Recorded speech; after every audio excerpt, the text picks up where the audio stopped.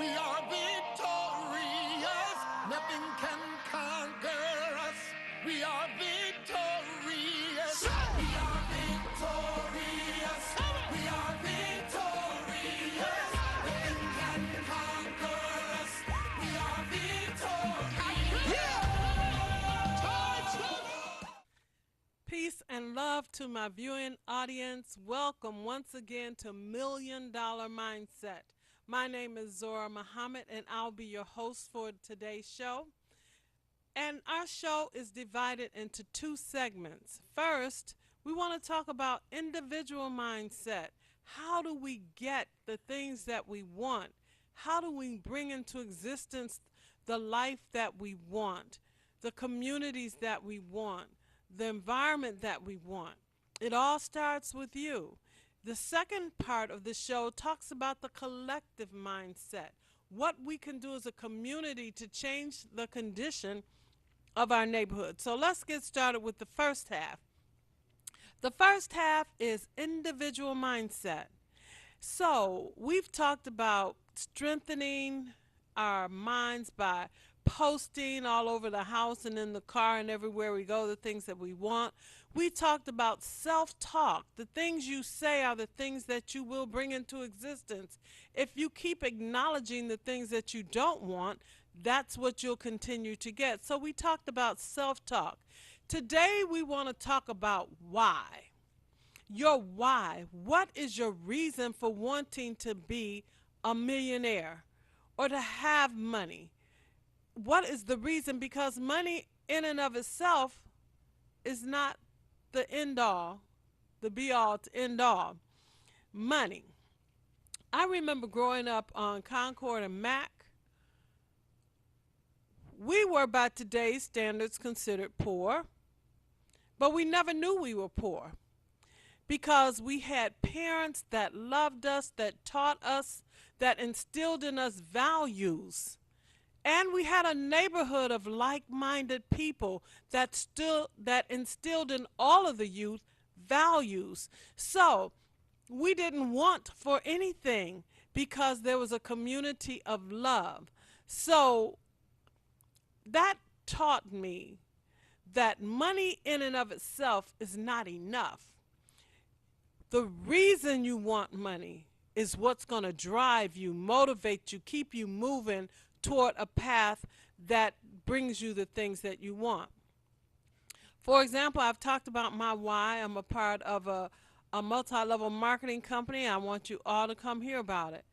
But I'm part of a multi-level marketing company, and I do it not for the money.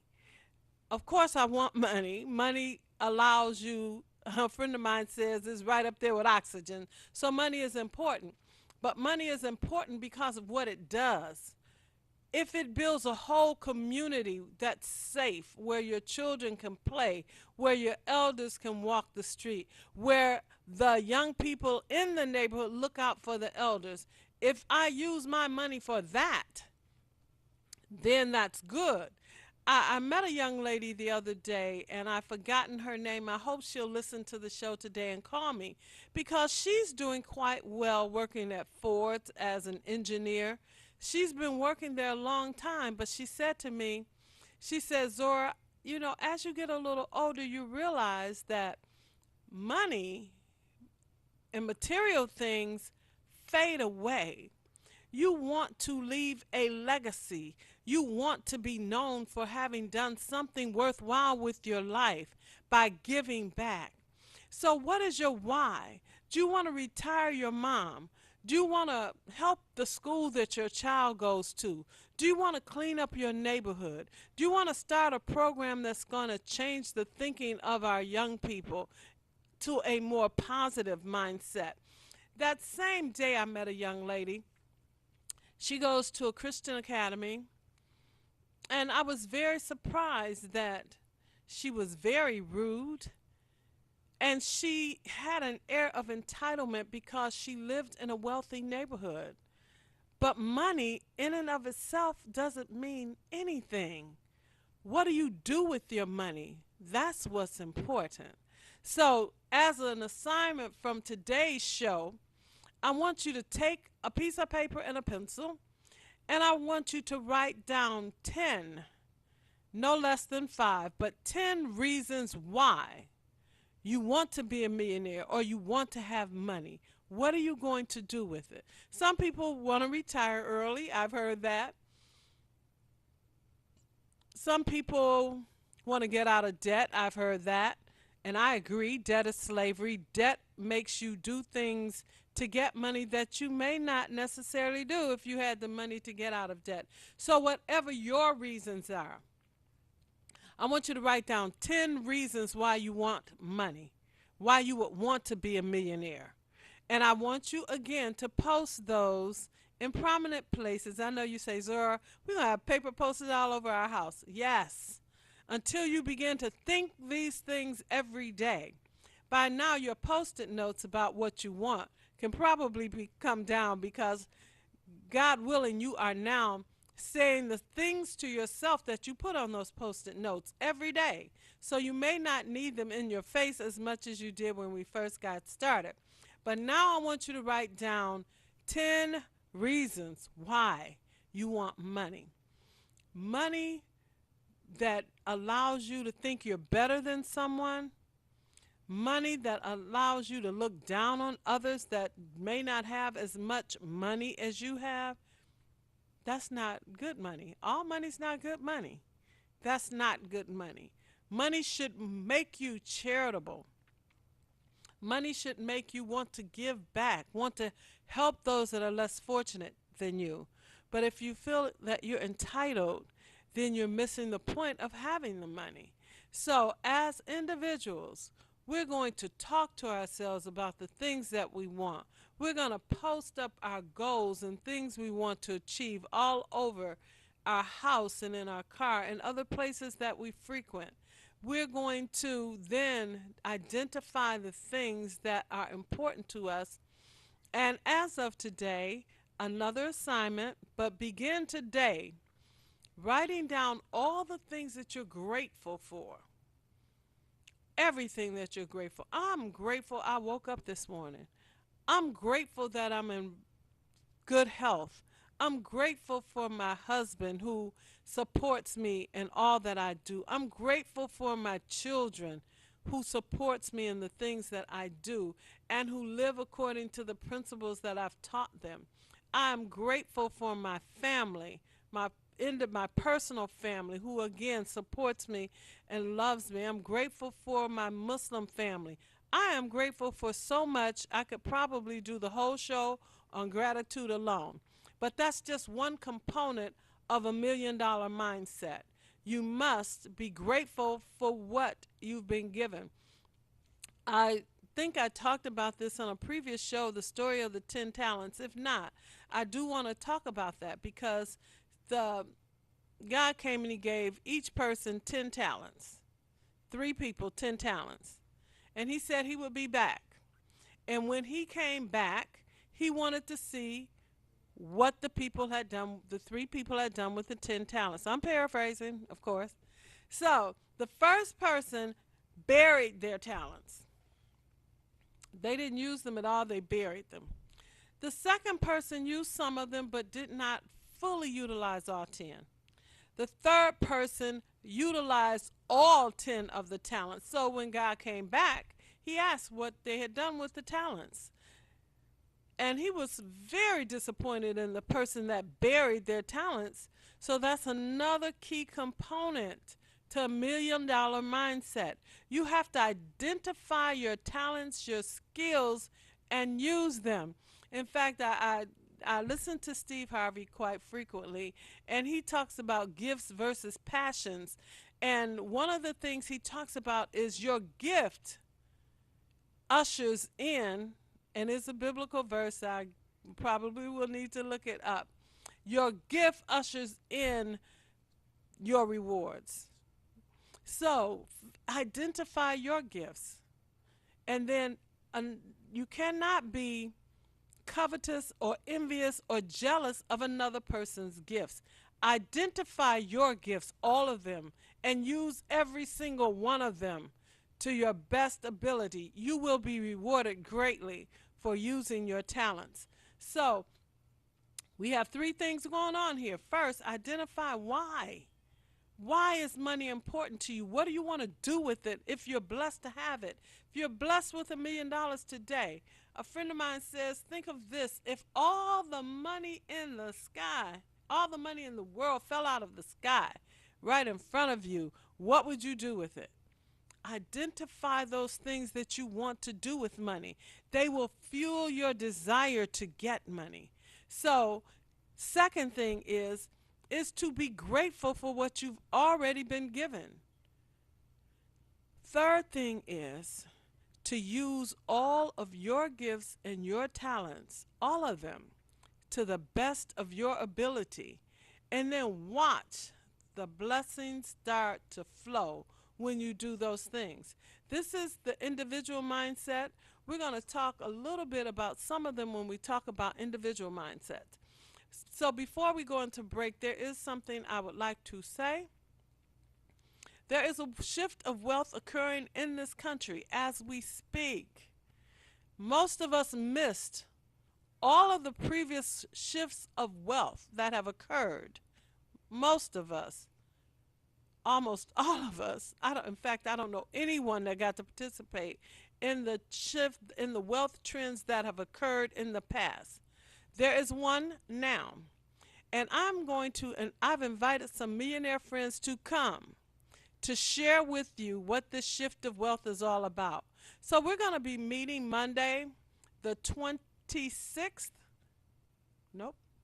Monday, October the 3rd at 1400 Woodbridge, 4th floor. That's one block south of Jefferson, first block east of Rivard.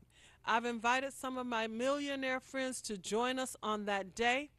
So please mark your calendar and be with us Monday, October 3rd on Woodbridge, 1400 Woodbridge, 4th floor. That's one block south of Jefferson, one block east of Rivard.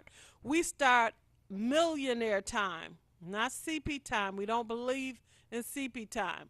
We start millionaire time, which is 7 o'clock exactly. I don't even say sharp. 7 o'clock exactly. The doors open at 6:30. I hope to see you there so you can meet some of the millionaires that I will have on the show in the future, but you'll have a chance to talk with them that day. It's free. It's no charge. I hope to see you there. We'll be back in a few minutes. We're going to take a short break, and then we'll be back. Victorious. We are victorious. Nothing can conquer us. We are victorious. We are victorious. We are victorious. Welcome back. My name is Zora Muhammad, and this is $1 Million Mindset. Listen to the words of the song when we go to break. Nothing but victory on my mind. Now, the first segment is dealing with how you as an individual can begin to develop a mindset that draws to you the millions that you want. Of course, we're not talking to those who don't want millions. Some people are satisfied. But if you want millions, please put into practice some of the things that I'm saying individually. Because next step, unity is more powerful than a nuclear bomb. So what we want to do is unite with those that think like us. We want to pool our resources and change our community. Now, how do we do that? Okay, there's a lot of people that have reached millionaire status individually. I said it earlier, my dream, my vision, my goal is to create 20 millionaires in the city of Detroit and to change how our environment is, change our neighborhoods. I would like to take one area of the city and gate it. And within the confines of that community, I would like our own stores, our own clinic, our own cleaners, our own restaurants, our own police or security force, our own recreation center where our children can get exercise. So many of our children today do not get a chance to exercise because a lot of the physical ed programs have been taken out of the schools. But in our community, we want a state-of-the-art pool. Yay to my sister who won, Simone, who won the gold medal in swimming. Tennis courts, yay to our sisters, Venus and Serena Williams, star athletes. We want a community center.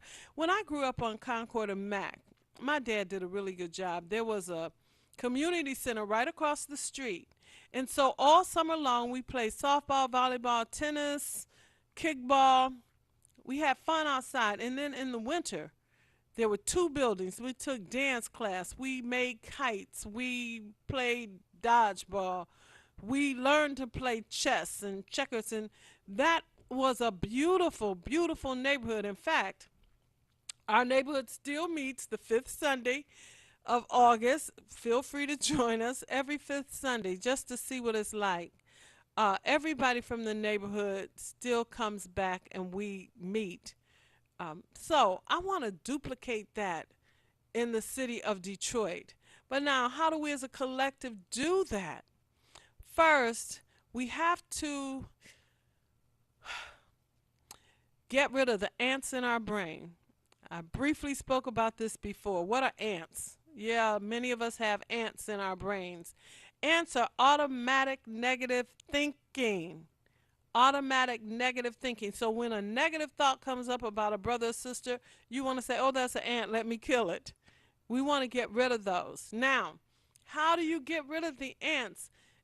By in addition to monitoring your own behavior, we're going to have to develop redevelop, connect to our community. And the fabric that will connect us all is love.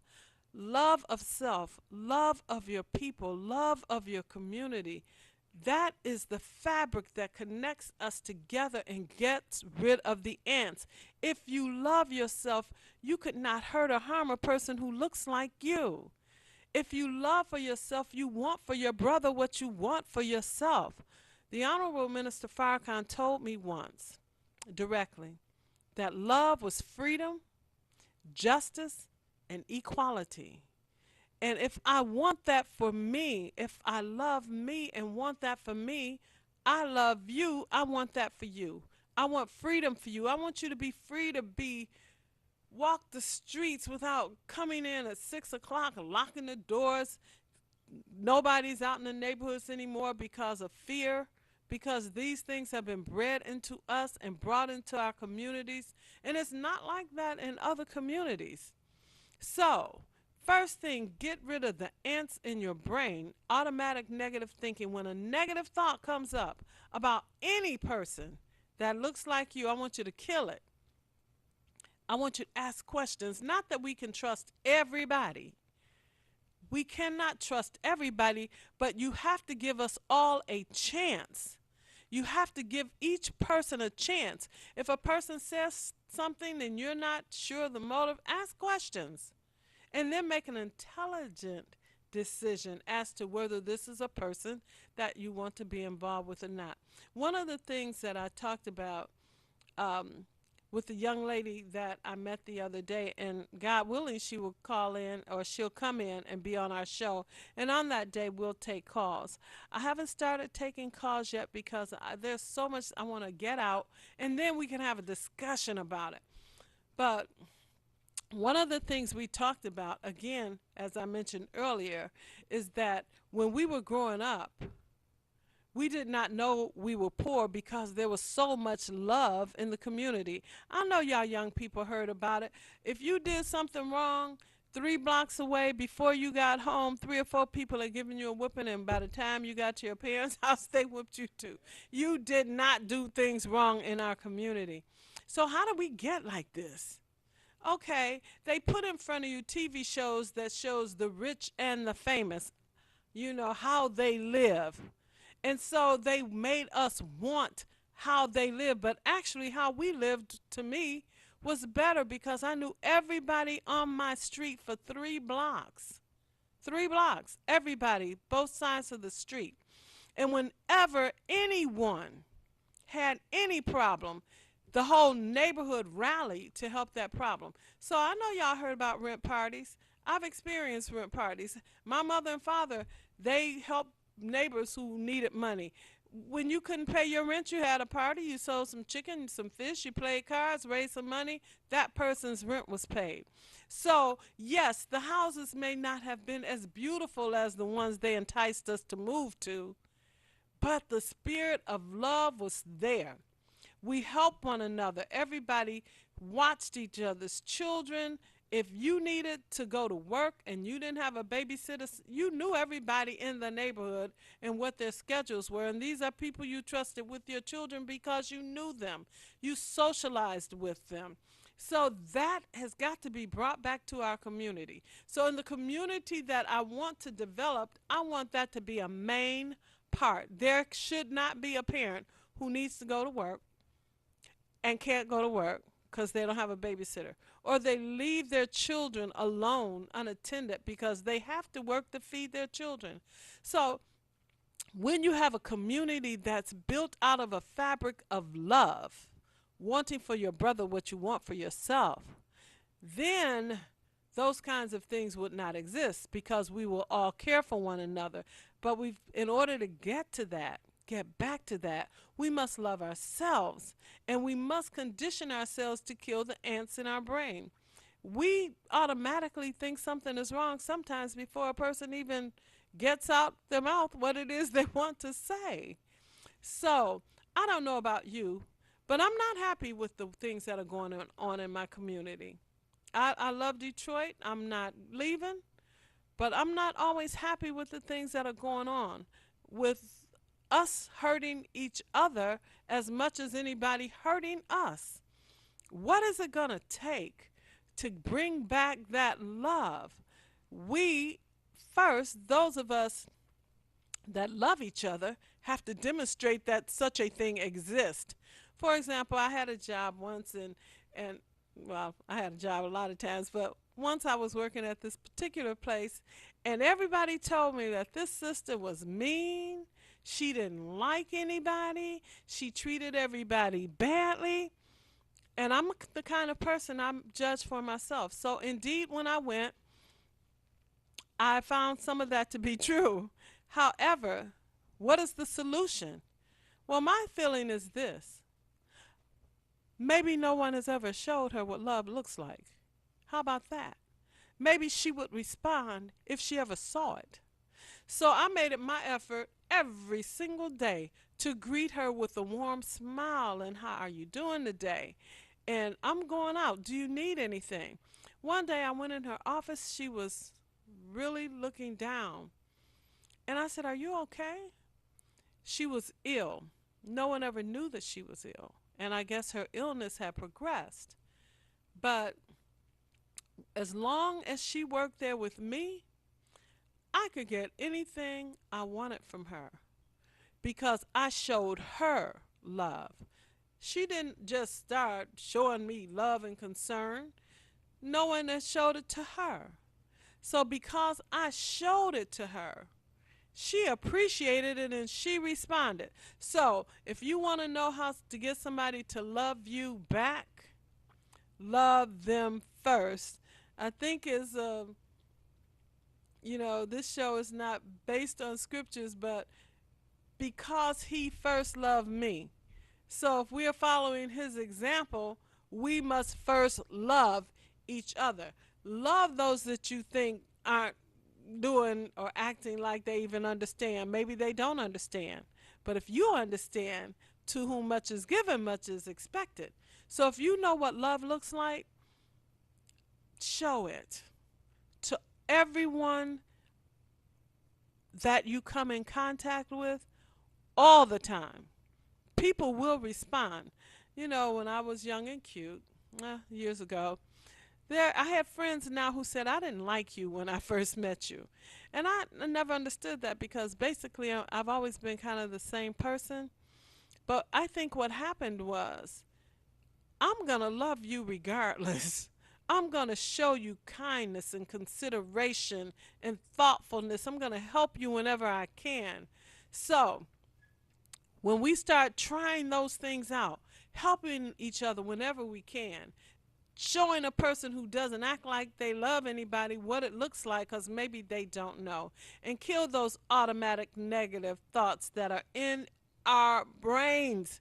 So, listen, the show is to create $1 million mindset. Now, when you have $1 million mindset, then you need a vehicle to help you get to those millions. So let me tell you, I have a vehicle, such a vehicle as that, and I want to share it with you. There is no pressure whatsoever. I just want to be the one to share it with you. So I'm asking everyone that's hearing my voice to meet me at 1400 Woodbridge, 4th floor, Monday, October 3rd. Woodbridge is 1 block south of Jefferson, 1 block east of Brevard. We start exactly 7 o'clock. The doors do open at 6:30 for people who like to be early. But if you come after 7, you're going to miss something. So we don't believe in CP time. We believe in millionaire time. So this is Zora Muhammad, your host for $1 Million Mindset.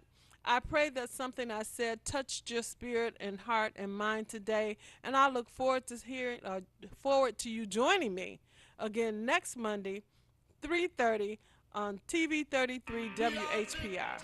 Signing victorious. off. We Peace are and love to you all. victorious. Nothing can conquer us. We are victorious.